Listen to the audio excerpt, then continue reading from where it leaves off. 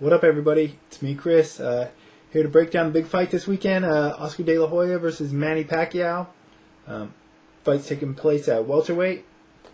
So let's get to this.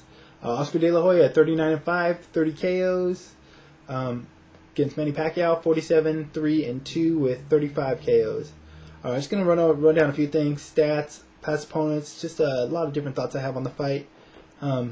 Because there's so many factors going into this fight.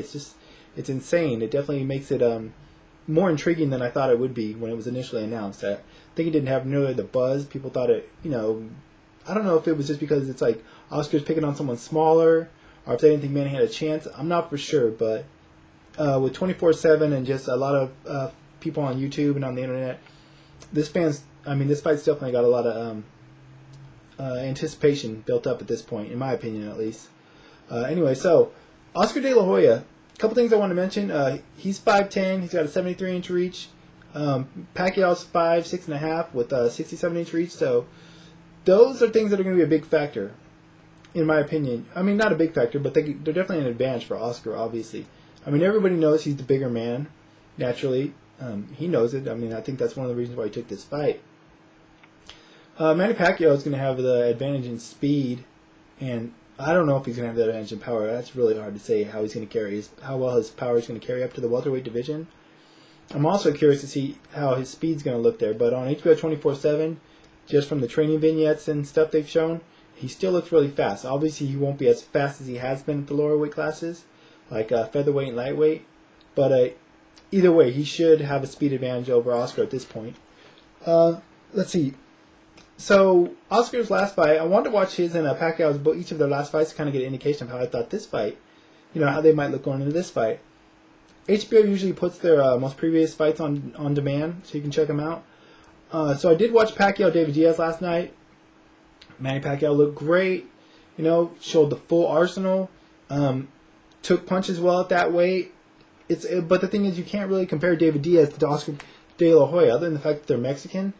They really don't have anything in common when it comes to boxing styles, So it's hard to really get a gauge. And the fact that Manny's moving up to welterweight for the first time, it's really hard to gauge how he's going to look in this fight.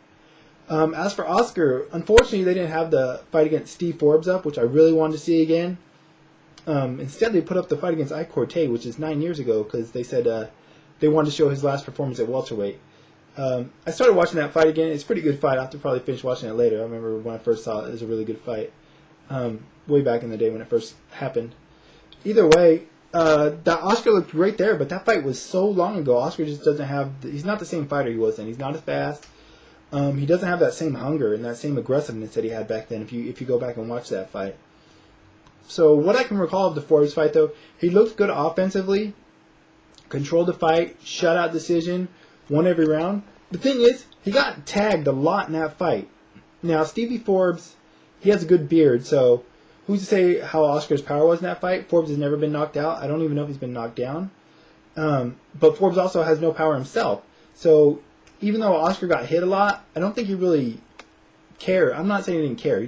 No one wants to get punched a lot, But I don't think he was worried about it because he knew Forbes had no power. But Forbes did mark up his face pretty good, even with the little power he has. Just with, an accumulation of punches. I think that could be interesting. I think that's going to definitely waver Pacquiao's favor. Pacquiao's a small guy like Stephen Forbes is.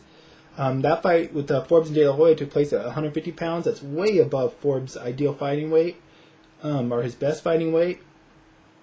And I know in the Pacquiao-Diaz fight, he weighed in at 135, but I believe he might have been up around the welterweight limit for that fight. So I'm expecting him to be physically look the same in this fight as he did in the David Diaz fight. I don't think he's cutting a lot of weight, and I don't think Freddie Roach wants him to go above 150. I think that'd just be to his detriment. So, before the Forbes fight, we all know De La Hoya had the Mayweather fight where he looked good early under Freddie Roach in his corner, and then faded late. Before the David Diaz fight, Pacquiao fought Manuel Marquez.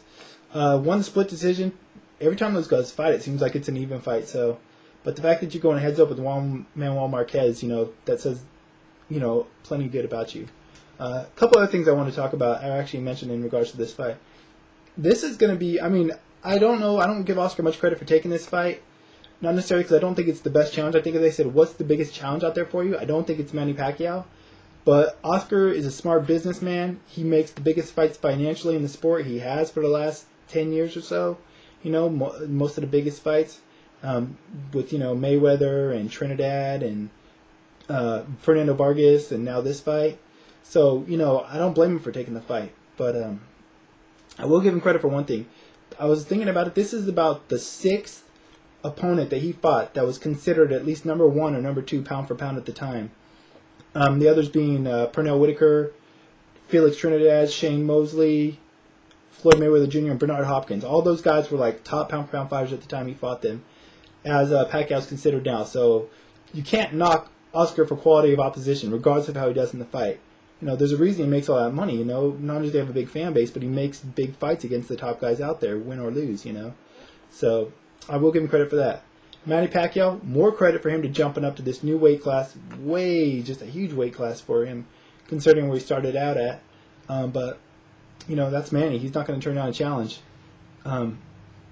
Another thing, you know, I'm going to go with might as well just get to it, man. I'm going to go with the Manny Pacquiao by decision, unanimous decision. The guy's hungrier.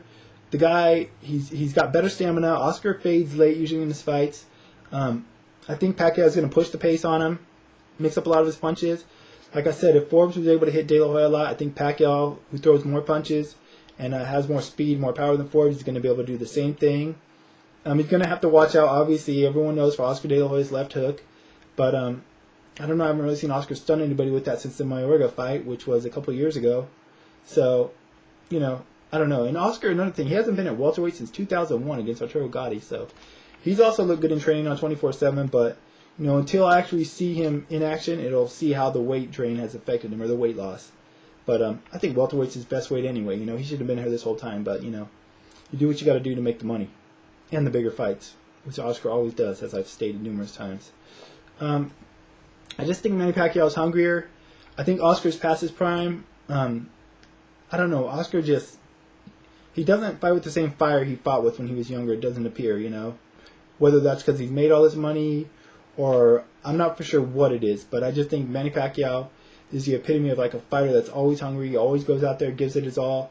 And I just think that's going to be, you know, along with his speed and, you know, his quickness, I think he's going to be able to evade a lot of De La Hoya's stuff, you know.